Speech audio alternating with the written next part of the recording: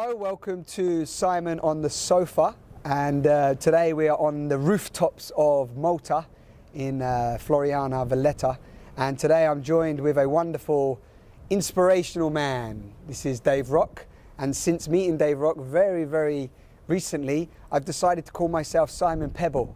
So if you start seeing this name pop up around, then you know that's me as well. Welcome, Dave. Thank you. I didn't realise that was why you changed your name. But no. It's great. I like it. Welcome. Thank you. I think one of the things I love about you so far from meeting you is your ability to improvise and be spontaneous and just show up in the moment. So it's not like I've had to explain to you anything about this conversation, like I would have to. You don't have any idea what we're going to talk about. Yeah, exactly. So it's always great for the viewers, because I think sometimes they might think I just, make that up, but it's, Okay. I just show up. I haven't got a clue what's happening. So maybe it'd be lovely just to ask you what's on your mind right this second. In my mind right this second, I had a sense you were going to ask me to start to just speak something spontaneously, because that was how you were leading in, and I was wondering if you were going to ask me how I did it, or you were just going to ask me to do it, or so I guess I was trying to anticipate where you were going to some degree. Yeah, I was trying to feel my way on top of the conversation. That was what was on my mind. Beautiful. In that moment. Yeah. So yeah, go on. There's a thing with improvisation. It's like I guess I feel like I'm trying to stay about a half a heartbeat or a heartbeat ahead of what's coming out of my mouth, because I have to, in order to know, where to direct the sentences. Yeah. It's like, but you can't go any more forward than that, because otherwise you're like artificially, you're sticking these pegs up the side of the mountain on a track that you're not actually going to go up. Yes. So it's the ability to stay just ahead of myself, or just ahead of what's going on, to try and feel into what I think like the moment wants to be spoken by me in the moment when I found that I've spoken. Yeah, and I think I love that from meeting you, and I love words myself, and the beauty of words and the power of words and the poeticness of words. I don't even know if poeticness is a word, but it sounds nice for this moment. And and I think that watching you perform and just you being a poet, a wordsmith, a spoken word artist, whatever you want. I know that you're not even attached to labels, but there's a real gift that you have to just draw on words. It's something you said in one of your performances. It's like you just show up and then you just draw on words. What's the question you said? It's like, I'm here, I'm showing up, and what does this moment want of me? Yeah. I thought that was really beautiful. That's the question that I always try and ask myself. And again, it's like, it's a balancing act, because my ego always gets involved. So I show up.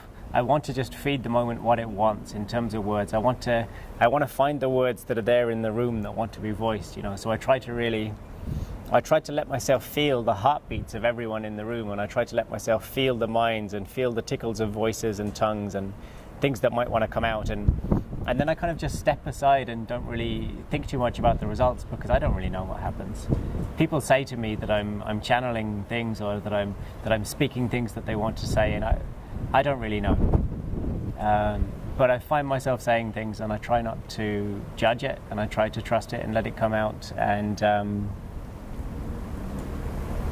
I try not to get too involved in my sense of myself doing it, because it's really sticky that way. I stand up on stage, and it's like when you do it in the way that I want to do it, I feel very vulnerable standing up there. I feel this wave of emotion. I feel excitement, intensity. I feel resistance and anger and frustration of people. I feel love and sadness of people, and all of it washes through me, and it would kind of leave me reeling, and it would leave me empty if I took it in any way personally.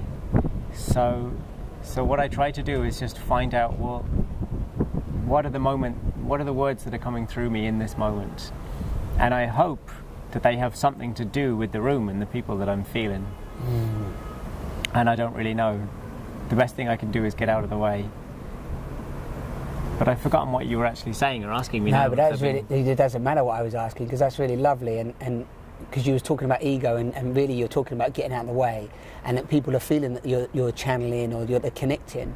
Yeah. But from watching you, I think that's because you are showing up in that vulnerability, and because you're tuning in and connecting in, you know, whether you want to call this intuition or whatever it is, because you're just being there, and you're being authentic with who you are in that moment, like when you read a poem for us, and like when you read a poem for the other people that I see that you do, the moment gives you everything. Yeah. So it's like you're trusting in the moment, and you're trusting in your capacity to be in the moment. I think that's what it seems like from what you're sharing. Absolutely. You know, I've got to be able to dwell in the blankness, because my mind goes blank on stage just as much as anybody else's does. But I don't mind standing there and being blank for the heartbeat or the 2 heartbeats that it takes for something else to bubble up inside of me. So I can do that, and I do trust that the moment's going to find me something. Yeah. I've been taking these baby steps for so long that I very naturally arrived in a place where I can stand up on a stage with no material and trust that I'm going to be able to get to a place where I'm going to say something that everyone is going to feel. One way that I've come to think about what I want to do and try to do always is that I want to stand up and I want to show people my full self. And that means all of my confusion and all of my darkness and my stickiness and my nastiness and all of my doubt about everything that ever goes on and all of the stupid things I do, all of the completely mental and pointless things I do, and all of my hope and my love and my glory and the full size of myself too. You know, like, I'm not afraid to let myself be magnificent, because that magnificence has its feet kind of firmly banged in the ground of knowing that I'm also an absolute plonker. And I hope that if I can show people that I can be magnificent and a plonker at the same time, that lets them know that it's okay for them to be that too, you know, because that's what we all are. Yeah. And we have to tell ourselves some story that we're one thing and the other. I'm good, I'm bad, you know, I'm enough, I'm not enough. And I'm this label, that label.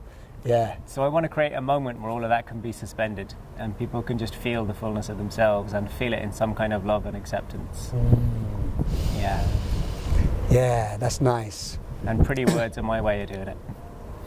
Yeah, so, you know, it's just letting people know, because there's a freedom in, I'm speaking to the people listening, but there's a freedom in being a plonker, you know. I know we were talking about the fool yesterday briefly, and being the trickster and the fool and just being able to show up. And I think that magnificence is beyond all of that story anyway, isn't it? Yeah. It's beyond what we could even label it anyway. It feels like, you know, it's like it's beyond that. And then what you're doing is you're I don't know, I'm just trying. I'm trying to visualize. I'm picturing you on stage as I'm doing this. I'm trying to visualize that, of just allowing all of that stickiness, like you say, because all of it's there, all of the time. Yeah. Yeah. It's all of it. Because even if you're great, even if you're like the best, and even if everyone, you know, you're whatever, you know when you're naked and when you're there, and you're going to do something stupid. You're still going to do something stupid. You're still going to be scared of what life's throwing at you. You're still going to be scared of where life might be taking you. Yeah. Even if you've got millions of pounds and you're in every newspaper and you're some famous person that, you know, so everybody wants to hang out with, for example, you're still a plonker. And if I don't show that on stage, then I feel very drained afterwards. If I just get up and give people all the juice and try and look good, then I feel really empty, because I haven't connected to them. You know, like a lot of artists go home feeling completely wasted, and they go to the drugs or the drink or the food or the sex or whatever it is. And like, for me, there's such a raw energy source in the audience. If you can have an open heart and you can let yourself feel them, which means showing up as yourself, then it's all the juice that you'd ever need for anything. You saw the way that, you know, they buzz me up when I got up there, and it's like that kind of, that ocean of energy is always there for everything, and that's what's fulfilling. You know that when we show people ourselves as ourselves, and then it's like we're all drinking from each other at the same time, because we're all there at the same time. And for me, I speak so much to the world. I go out, I walk out into the world, and I speak with the world and to the world, and I listen, and I try to find the words that the moment wants from me when there are no human beings anywhere near me. And I'm always trying to feed the moment in that way, and I'm agnostic about that too. You know, sometimes I feel like I am in conversation with the world, and sometimes I feel like the world is feeling me and hearing me, and sometimes I feel like the words coming through me are what want to be spoken by the birds or the waves or the tips of the trees or the earth that's underneath my feet or the sky that I can feel pouring down that blueness into me, or the volcanic fire in the heart of the earth, or the starlight that I can feel in the tips of my fingers sometimes. And maybe it's all my imagination, I don't know.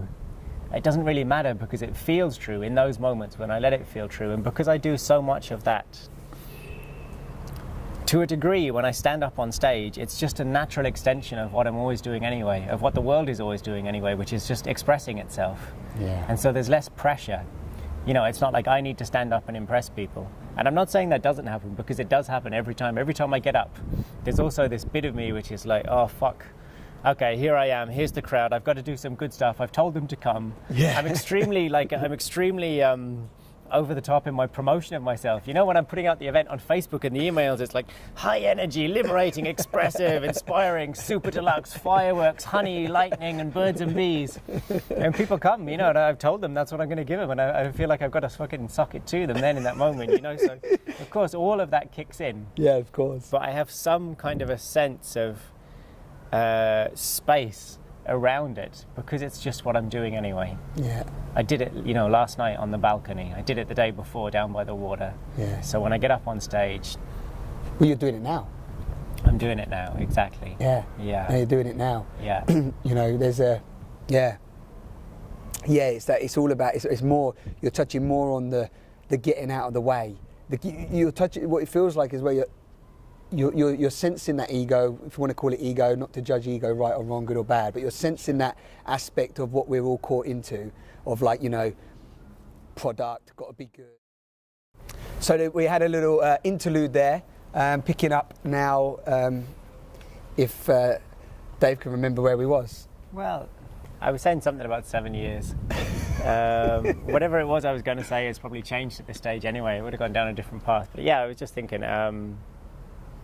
So 7 years ago, if you told me that I could make myself laugh anytime that I wanted to without a reason, you know, without something being funny enough, without something that I could fix on and say, that's funny enough for me to accept that I can laugh now, I would have told you that I couldn't do that. If you told me that I could cry almost any time that I wanted to and feel good about it, I wouldn't have believed that either. If you told me I could stand naked in a field full of people, I would have said no. You've done that, I assume. Yeah, I've done all of those things many times, and I didn't really notice getting here, because what I kept doing all the time was just doing the first thing that was in front of me. And so the first thing that was in front of me, in terms of being a poet, I was standing up on stage and I was just delivering poems that I'd written and that I'd prepared very thoroughly, and I was coming from a very different place. I wanted to smack people around the heads psychically with what I was doing. I wanted them to feel everything. It was like, and this is a very kind of negative and dark way of saying it, but there's some truth in it. It was like sometimes I wanted to stick the knife in, you know? Here's my poem, here's my pain, feel my poem, be amazed. Feel the darkness, we've all got to feel this, it's important, there's bad things in the world, we've got to feel them, you've got to feel this pain. Very powerful, often, but sometimes it left some of the audience feeling bruised, and sometimes it left me feeling bruised. And there wasn't enough respect or connection in that. I was demanding that they feel something. I was inflicting it on them. And at some point I realized that, and I started backing off. And I could do the same poems about the same topics with the same kind of raw feeling inside of myself, and not need anything from the audience in terms of how I want them to feel. And that really changed. And there's so much breathing space then in that. It was like, you know, they could all relax and they could feel safe, and if they wanted to get in touch with their own hurt, they could do that, and they could let tears come, or they could remember some painful thing that happened to them. But I wasn't up on stage demanding that they pay for my therapy. I was showing them that I'm hurt, like every other human being, and that I'm okay with being hurt. And I was standing there saying, this is a chance for us to feel that if we want to.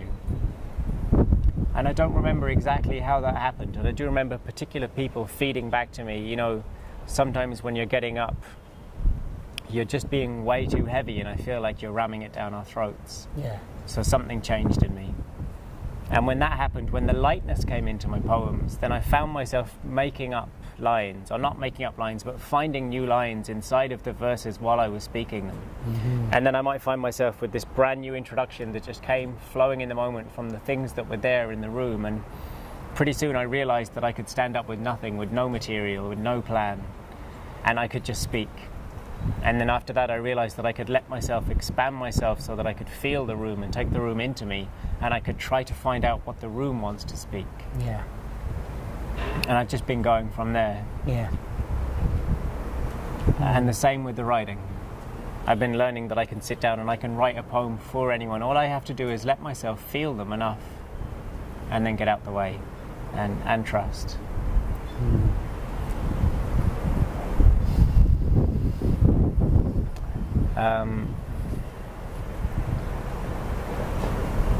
I still have that thing that I want to amaze people and I want people to love me. Of course I want people to love me. Of course, every time I stand up, there's one part of me that's saying, you know, look at this thing that I do. Is it good enough? Will you love me for it? But what's actually shaping most of my actions and most of my voice is this real strong sense of, okay, this moment needs some gentleness. This crowd needs some gentleness, or this crowd of people are really ready to see something where I'm completely alight and completely alive, and I can give full throat to my voice right now tonight. And so I don't need to be any particular way for myself or for them, and I can let it be okay how it comes out. Mm-hmm. And I'm trying to figure out, how do I keep on expanding that step by step, so I can get to the stage where I'm playing something like, say, the O2 in Ireland, right? It's a 16,000-seater venue. Here's me. Here's my DJ producer. You know, here's the singers, here's the brass, here's the light show. And I still want to be able to just let the pieces flow in the moment with what I'm feeling from the crowd, and letting all of their voices really come out and letting them speak and contribute and shape what it is that I'm delivering. And I'm feeling that I can do that I can keep on growing it to the stage where I can be as inclusive and as sensitive with a crowd, with a crowd like the size of a dragon's mind up there. And I'm starting to write those kinds of raps, and I'm feeling my way into being that person. I'm imagining that every day. Yeah, like a grander version of the expression that's coming through, but without forcing it.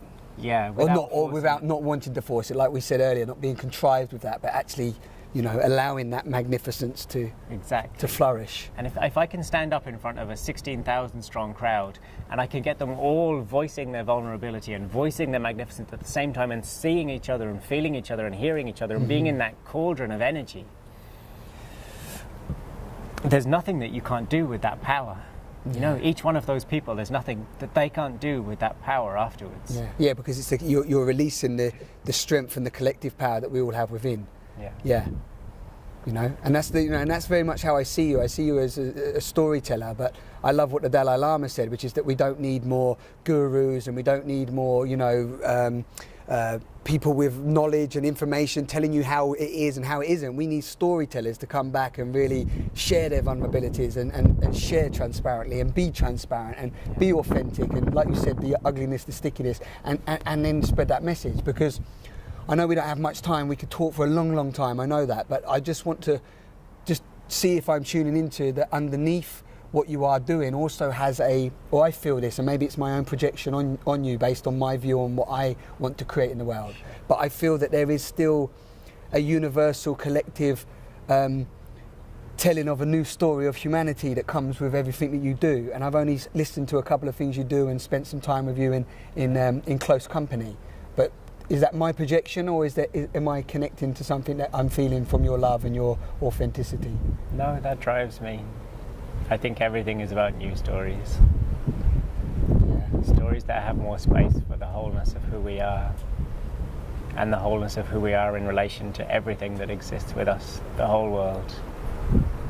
All of the creatures, all the hurt and all the love in the world, and all of us together. That's exactly what I want to do. I could stand up on a stage and I could tell people all the things I believe, but they don't have any reason to listen to me or to feel it. I can stand up and I can share my story. Yeah. And they can feel that if they want to, you know. Yeah, it makes sense to. I wanted to ask this wonderful man that you've seen talk just to take us out of the sofa with some spoken word of his experience of sitting with Simon on the sofa. So, whatever comes for you. The art of conversation, entered into honestly, moves us forward at the speed of dreams, at the speed of the dreams which we are. The art of conversation shows us the hands that we have, the hands that are the colour of the earth, which is the colour that we are. When we come together and we sit down together and we have no agenda and no plan or intention and no need to wrestle something from each other that we're going to come away with, we come away with everything. When we come with nothing, we come away with everything. If you can sit down under an open sky and let yourself drink in all of the thoughts that the other is thinking in, all of the dreams that the other is speaking in, then anything becomes possible again. It's amazing how 100,000 of us could sit round a table with 100,000 plans for 100,000 years and come up with nothing but a million. Observe the conversations that I'm bringing to you. You know, check them out, have a look, see which ones that really resonate with you, and you know, always follow the links, subscribe to the pages. But there's always be links to how you can explore Dave's work further underneath my videos. As you know, these conversations are about you stepping into your power as well to speak your truth, whatever that means. Have your own dialogues, get people together, create spaces. Get the spoken word going, you know, come in together in community and just keep speaking your truth transparently, because that's where it happens, you know. This is where the magic and the connection really is allowed to, you know, birth through. So thank you as always. Is there anything you'd like to throw in there? Say goodbye. Goodbye. Goodbye, everybody. Lots of love. Quick, helicopter.